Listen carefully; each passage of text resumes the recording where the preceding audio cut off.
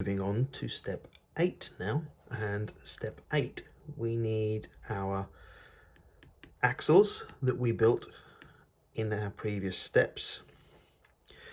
We also need these D8s, which are these guys here from the D tree, and D9s, which are these guys here.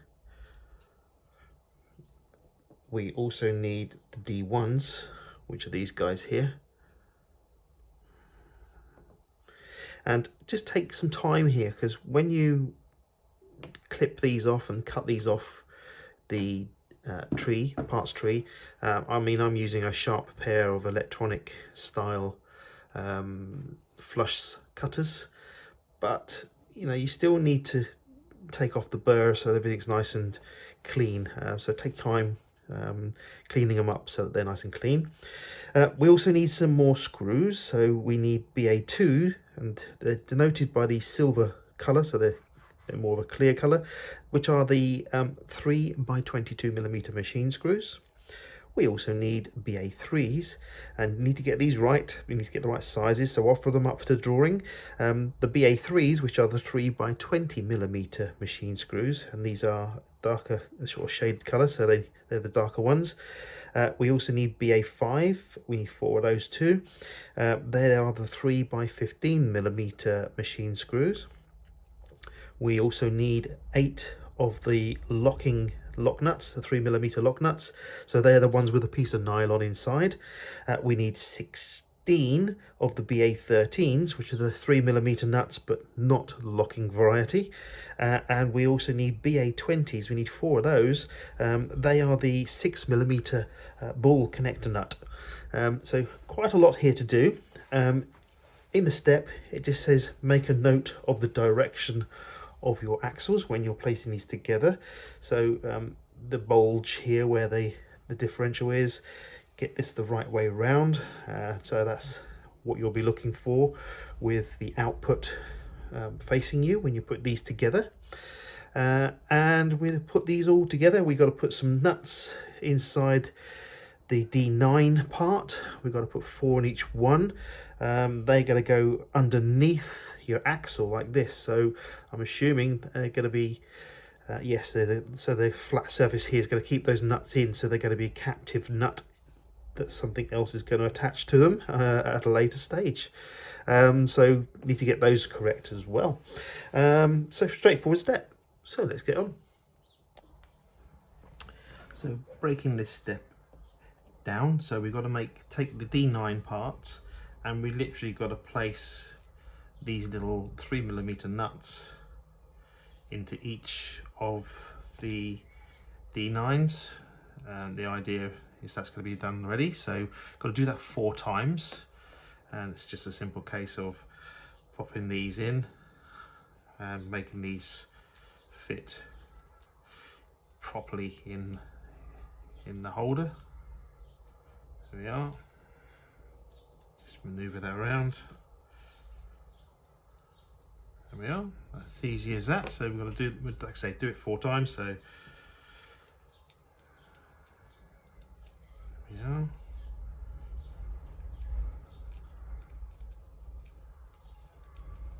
Oh, a bit magnetic, so you have to excuse me.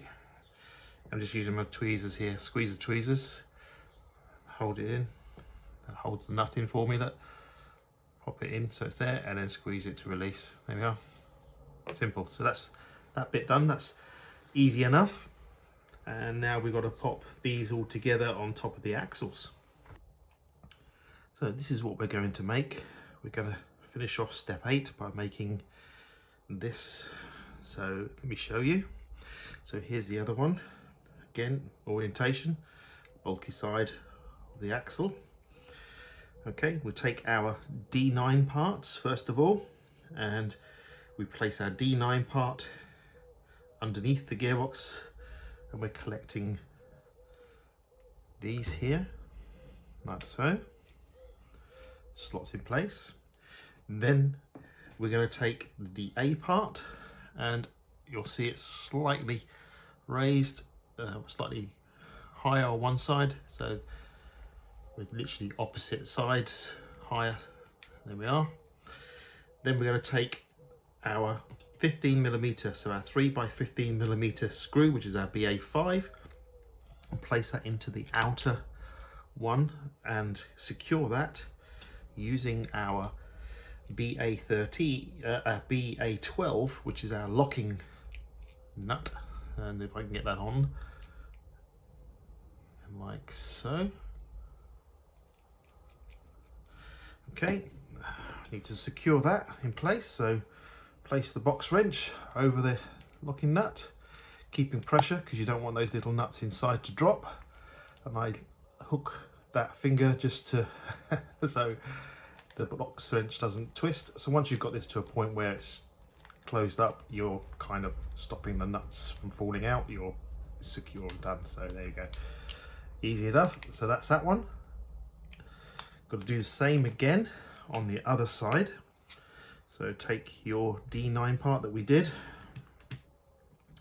the longer of the two sides, opposites.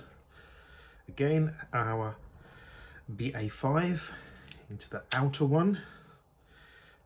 Then we take our BA12, our locking nut,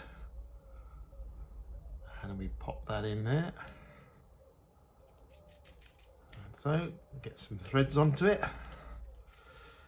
Key here is to keep pressure on the D9 and D8 assembly because you don't want the nuts falling out. And then tighten that down. Okay. Then we take these parts, which is our D1s, and again, noting direction. This bit sort of bends down. Pop that over the two, line the holes up, and the same again on the other side. Okay, line the holes up like that.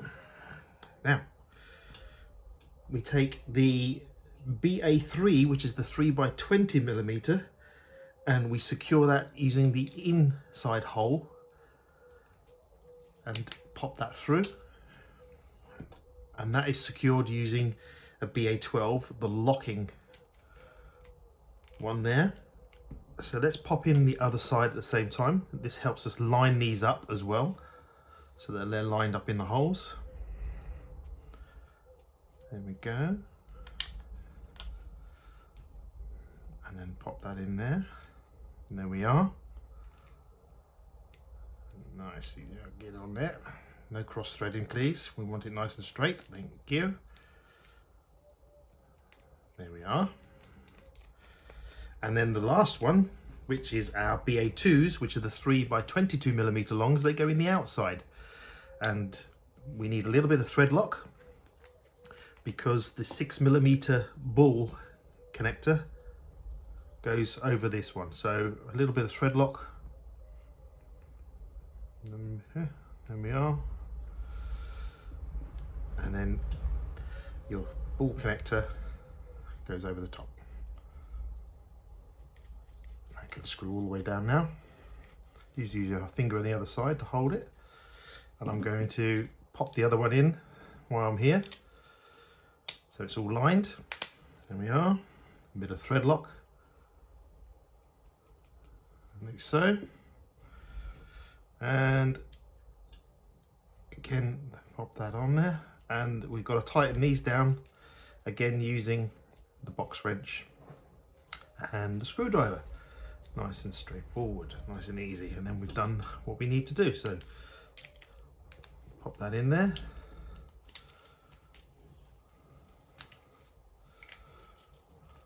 There we are. Tighten that one. I'll come and do the other ball connector next on this side. There we are. And then I'll flip the box wrench over because the locking nut is slightly smaller. So again, there we are. And there we have step 8 is now completed. There we are, nice and tight. We can now move on to step 9.